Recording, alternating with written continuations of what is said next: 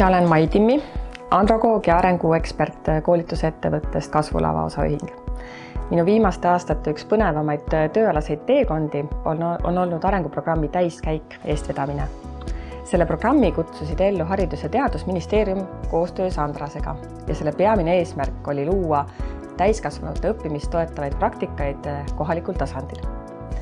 Selleks me otsisime konkursi korras üles omavalitsused, kes soovisid osaleda. Analüüsisime nendega andmeid, mis olid kättesaadavad täiskasvanute haridustaseme ja õppimisharjumuste kohta.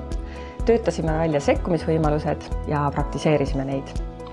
Sellest, milliste tulemusteni me täpsemalt jõudsime ja kuidas meil läks ning mida sellest kõigest õppida on, ma teile Tallinna Ülikooli hariduskonverentsil räägingi. Kohtumiseni!